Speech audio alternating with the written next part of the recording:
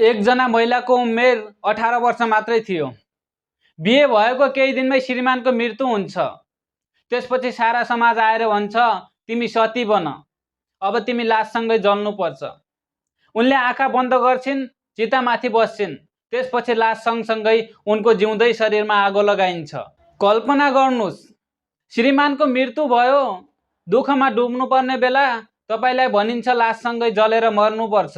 नमस्कार साथीहरू, यो कुनै कहानी होइन, हाम्रो देश नेपालको एक ऐतिहासिक तितो सत्य हो।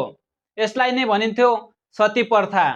आजको भिडियोमा यस्तो कुप्रथाको बारेमा कुरा गर्दैछौँ जसले हजारौं महिलाहरूको जीवन जिउँदै जलाएको थियो र जसले देशको चेतना नै अन्धकारको भुमरीमा फसाएको थियो। सती प्रथा के हो त? सती शब्दको अर्थ हो निष्ठावान, समर्पित। हिन्दू पुराणका अनुसार देवी सतीले आफ्ना पतिको अपमान सहन नसकेर आत्मदाह गरेकी थिइन्।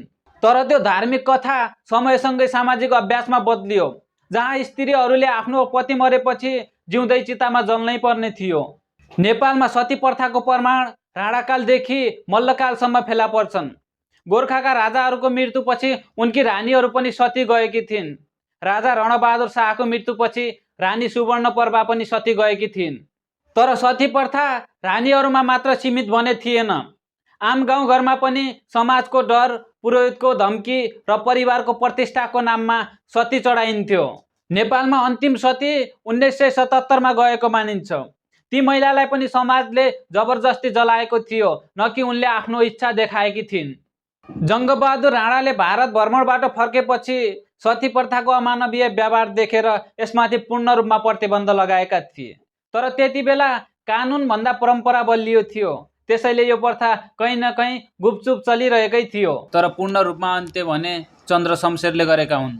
नेपाललाई सतीले सरापेको देश किन भनिएको हो त?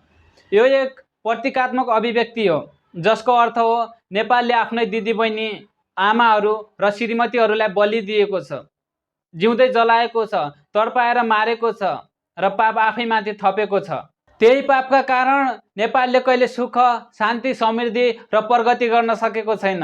त्यसैले मान्छेहरूको भनाइ छ नेपाललाई सतीले सरापेको देश। यो केवल पुरानो कुरामा सीमित छैन।